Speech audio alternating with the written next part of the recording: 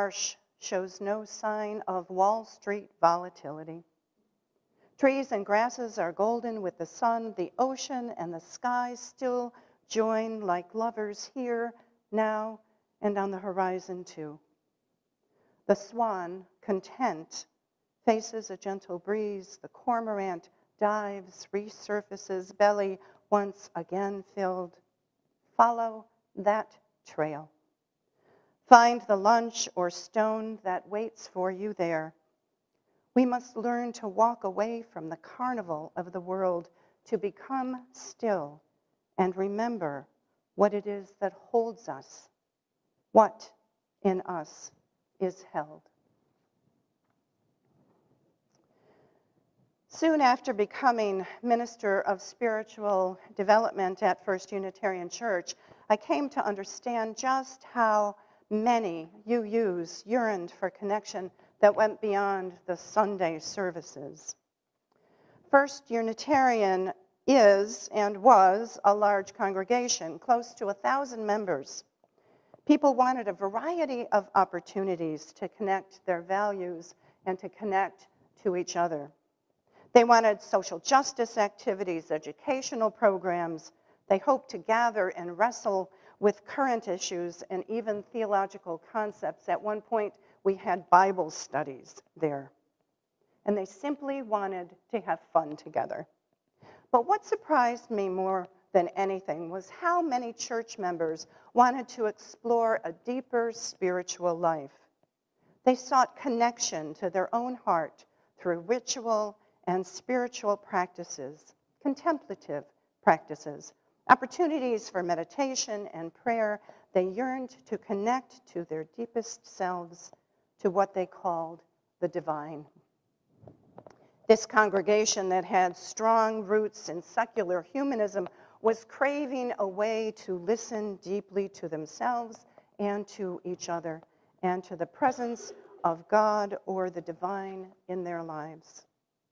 Now, frankly, I think this is true for many members of UU congregations. I've worked with many across the country and Canada.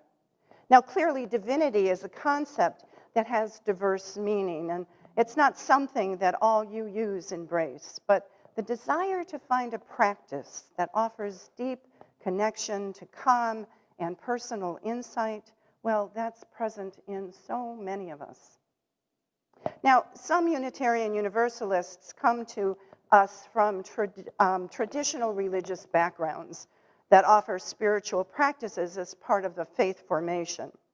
But it's possible that these no longer fit the individual's evolved theology. Or members come from no religious background at all and find themselves at a loss of how to begin a contemplative practice. And often, UUs think our faith doesn't embrace or offer ritual or spiritual practices, so they look outside our communities to access and participate. It's not unusual for UUs to belong to our churches and stay connected to other faith traditions that are often more ritual. I actually did this 40 years ago when I found Unitarian Universalists. I would come to Sunday services, but I'd also go to Saturday Catholic Mass with my brother and his family because I kind of needed that sense of spiritual connection and ritual as well as the intellectual challenge I found in Unitarian Universalism. When I became a minister, I thought, my goodness, we can combine these and offer things from our own tradition. So how do we start to answer this yearning for deep listening? Are we a faith that has traditionally embraced such practices? Can we adopt spiritual disciplines from our own history that will work today?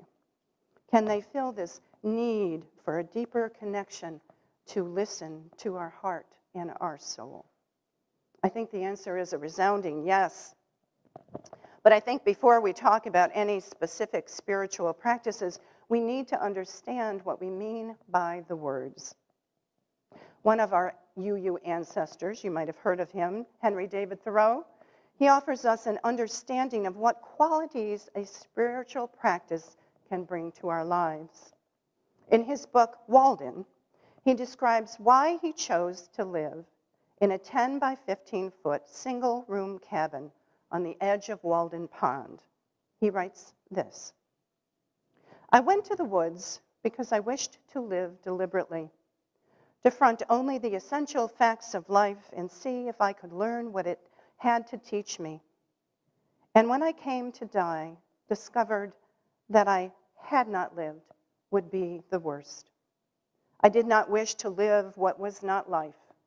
Living is so dear, nor did I wish to practice resignation unless it was quite necessary. I wanted to live deep and suck out all the marrow of life." He was 25 when he wrote that. I did not wish to live what was not life. With that one line, Thoreau asserts are essentially two ways of living. One is to live truly, fully, vividly alive, and the other is, well, possibly mere existence. He sets up this dichotomy in the 1800s where it seems so relevant today, just as relevant as ever in 2024. Our lives are entrenched in the fast-paced, technology-focused turbulence, and yet we desperately yearn for calm and meaning in our life, an opportunity to listen deeply to those things around us.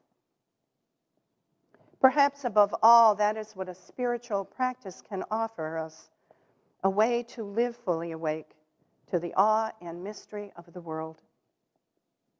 Thoreau, a UU ancestor, and his transcendental cohorts offered us the idea that we could all have this direct line to the divine without the need for a minister, a priest, an intermediary of any kind. He found that spiritual connection in nature. Perhaps you do too. Now, whether the word spiritual works for us or not isn't important. We're used to redefining terms, right, as you use. But I think the word practice may be more important to understand deeply.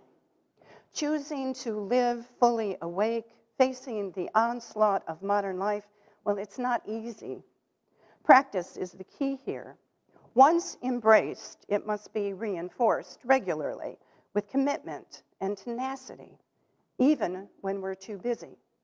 The saying goes, if you don't have time to meditate for 20 minutes, you should meditate for 40.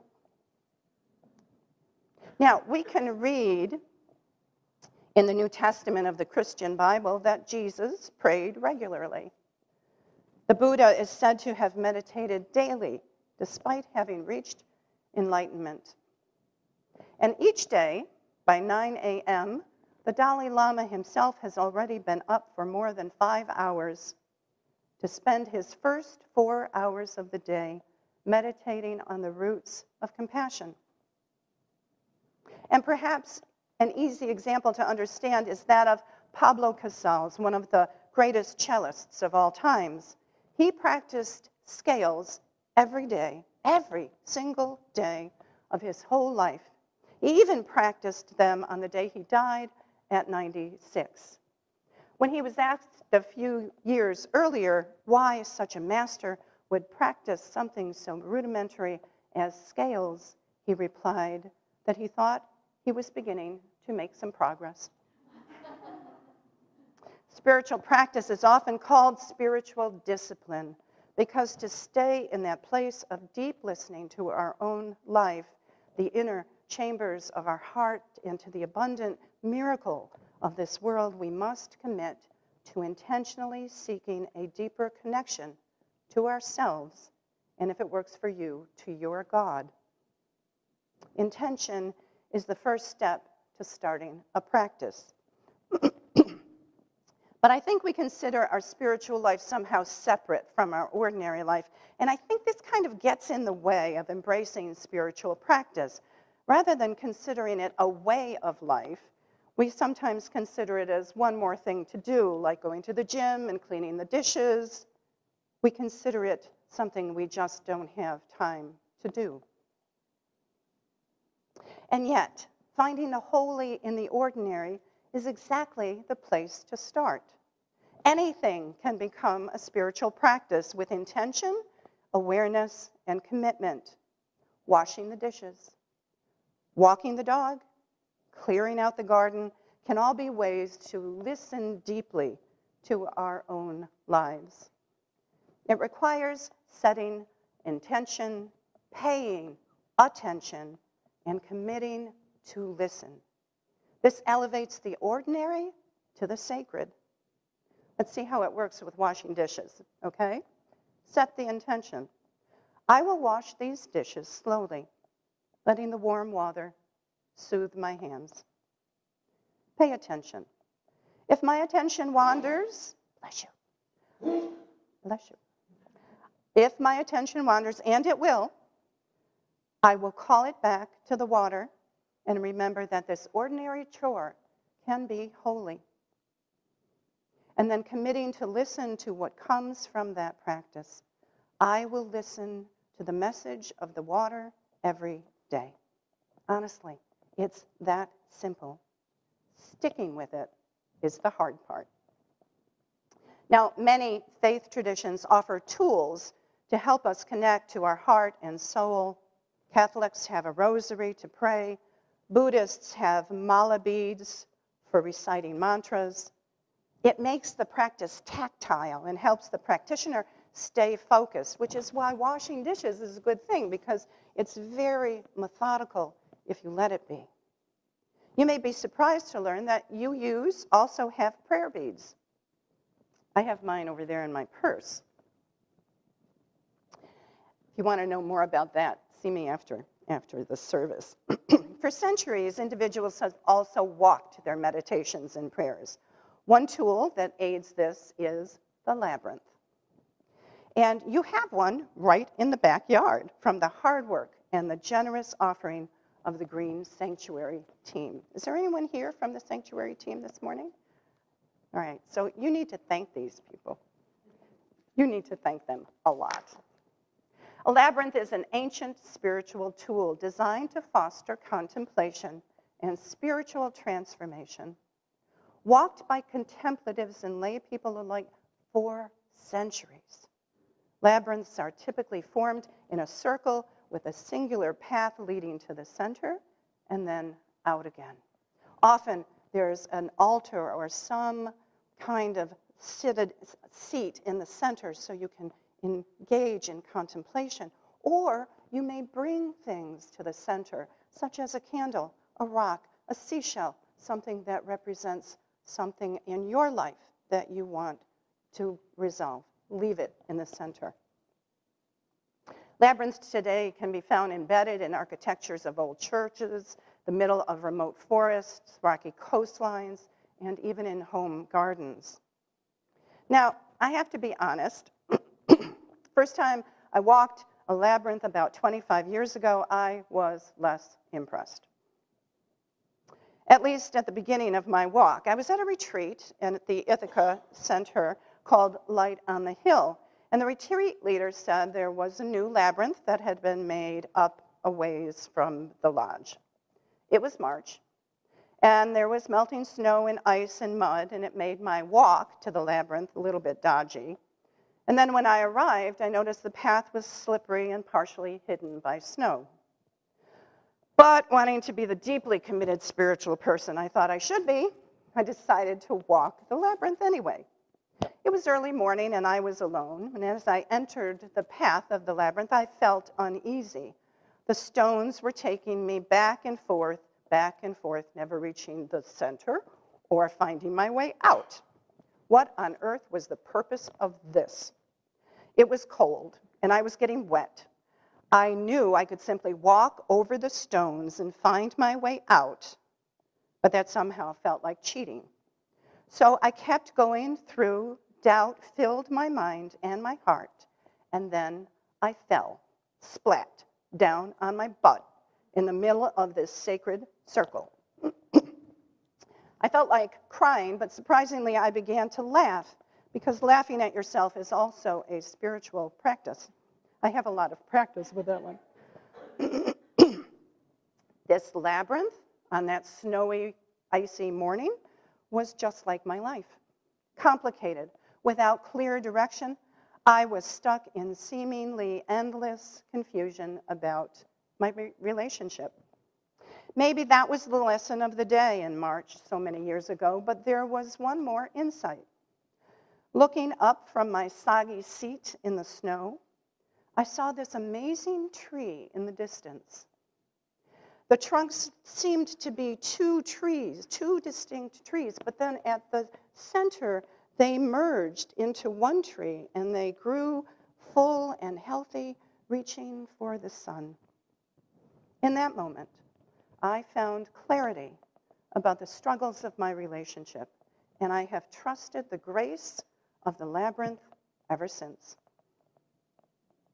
So what can this ancient tool do for us? What can it offer us in something that you can access in your backyard? The Green Sanctuary team has generously offered this to our church members, and it provides so many benefits. I got a list that they gave me. I want to read it for you. It provides an experience that quiets the mind, calms your anxieties, encourages you to listen to your deepest self, and it reduces stress.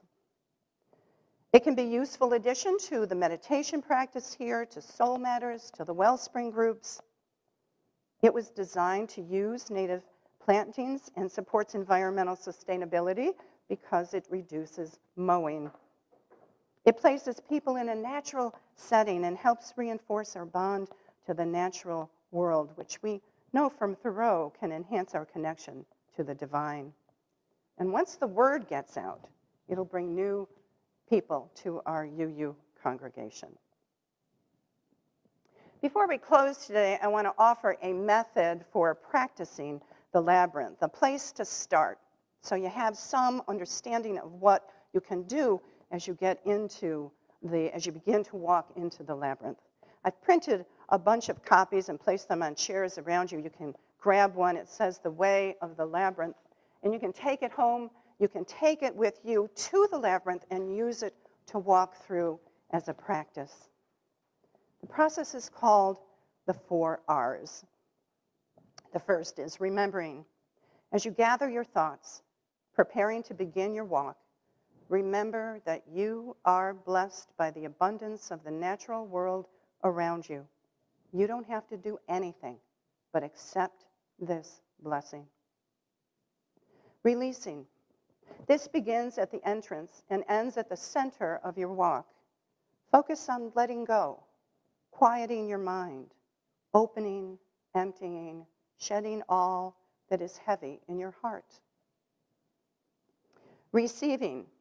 Having emptied, remain open for spaciousness within you to receive a creative spirit, guidance, interior silence, a creative idea, a sense of peace, or only the few experiences that can occur in the labyrinth walk. Simply remember to listen. This resolving begins when you leave the center and return on the same path out of the labyrinth. There are many aspects of this. You can resolve to take the next step in your life or come to a resolution about something that's bothering you. You may feel calm or rejuvenated, but expecting either might get in your way. Just remember to listen. I want to just say one thing about expecting either might get in your way. Walking the labyrinth has to be outcome independent, okay? Don't expect revelation, insight. Don't expect anything like that, because that's going to get in your way in any practice that you do. You have to be willing to allow the listening, your deep knower inside you, or the divine, to come to you when it comes. And if you walk the labyrinth for 16 days and that doesn't come, you know what changes in your life? Is the way you see the world. Not necessarily in a different insight or the revelation I had with the tree, but you will see your world differently for having done that. So don't expect outcome. That's a key. All this is possible by the generous gift of this labyrinth. And it's always here for you to walk. And one more thing, It was created by the love of your fellow members of this beloved community. If ever you feel lonely or scared or simply need a friend, you can come here and walk the path and be surrounded by the love of the people who made it for you. May it be so, and amen. Thank you.